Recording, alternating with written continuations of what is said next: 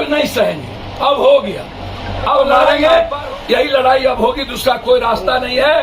Democracy और विपक्ष को बचाने के लिए बीजेपी सरकार जरूरत पड़ेगी तो इस मुद्दों पर पटना से हमारा आंदोलन का कार्यक्रम शुरुआत होगा, में उपवास, 5वां होगा रेल रोको, 6ठा होगा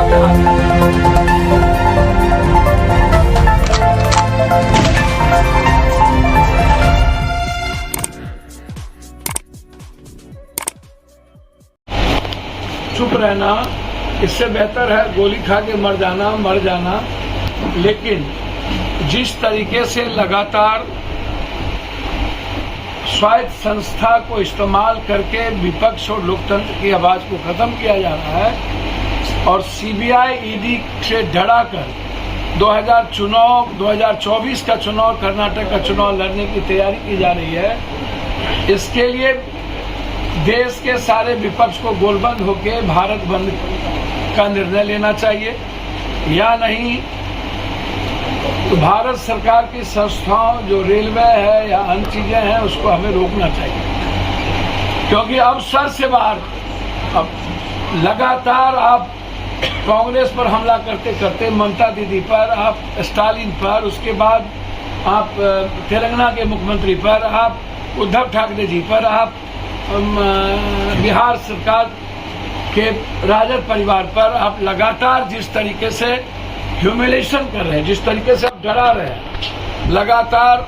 अब अरविंद केजरीवाल जी, पहले आपने दो मंत्री, अब अरविंद केजरीवाल जी को आप चैट दिखाते हैं, उसको आपने सीबीआई कल बुला लिया। अब मुझे लगता है कि अरविंद केजरीवाल जी क्या वैश्य नहीं है? यदि जैन वैश्य है, ओबीसी है, और यदि वो क्रिकेट वाला कौन जो भाग गया सट्टा बाजार, ललित मोदी यदि वैश्य है तो अरविंद केजरीवाल जी भी ओबीसी है, वो भी वैश्य है। तो नरेंद्र मोदी जी को, अमित शाह जी को वैश्य पद क्यों नहीं रहा है? अरविंद केजरीवाल ने घोटाला किया या नहीं किया, उनके मंत्री जेल गए। अरविंद केजरीवाल काम तो ठीक ठाक कर ही रहे हैं। और अब सबसे बड़ी बात है कि आजाद हिंदुस्तान के बाद दिल्ली का 7 लोकसभा जिस दल के साथ रहता है, देश का पीएम वही बनता है। अब इसकी छटपटाहट यह है कि अरविंद केजरीवाल, राहुल गांधी एक हो गए तो एक भी सीट हम नहीं जीतेंगे। तो पहले अरविंद केजरीवाल को बड़ी फंसा लो।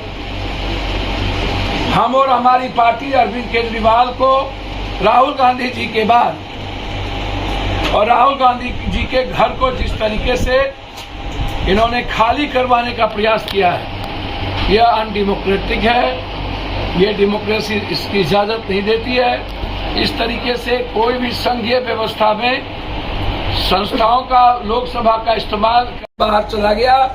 सीबीआई ईडी के द्वारा पूरे देश की डेमोक्रेसी को खत्म, 2024 के चुनाव लड़ने की तैयारी, राहुल गांधी, ममता दीदी से लेकर तेलंगाना से लेकर के महाराष्ट्र, बिहार और अब अरविंद केजरीवाल, मतलब दिल्ली का सीट जीतने के लिए अरविंद केजरीवाल को टारगेट करना यह डेमोक्रेसी के लिए खतरा है।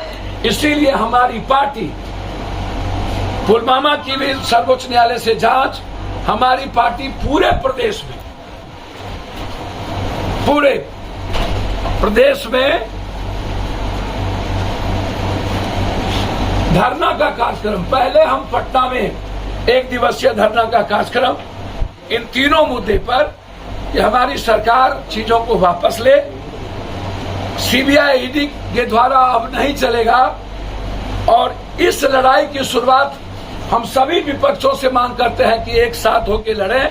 जरूरत पड़ेगी तो इस मुद्दों पर हम बिहार बंद भी करेंगे, जरूरत पड़ेगी तो इस मुद्दों पर ईद के बाद हम रेलवे को भी रोकेंगे। लेकिन अभी पटना से हमारा आंदोलन का कार्यक्रम शुरुआत होगा। पहला होगा 1 दिवसीय धरना, दूसरा होगा पुतला दहन, तीसरा होगा उपवास गांधी के मूर्ति के पास इसी पटना में, चौथा होगा पूरे बिहार में उपवास, 5वां होगा रेल रोको, 6ठा होगा बिहार बंद। अब नहीं सहेंगे, अब हो गया। अब लड़ाई आर पार होगी, करो मरो के साथ होगी, या तो मरेंगे या तो मारेंगे, यही लड़ाई अब होगी, दूसरा कोई रास्ता नहीं है। डेमोक्रेसी और विपक्ष को बचाने के लिए बीजेपी सरकार के खिलाफ आर पार का हम ऐलान करते हैं। अब ये युद्ध होके रहेगा। बस पुलवामा की जांच। धन्यवाद।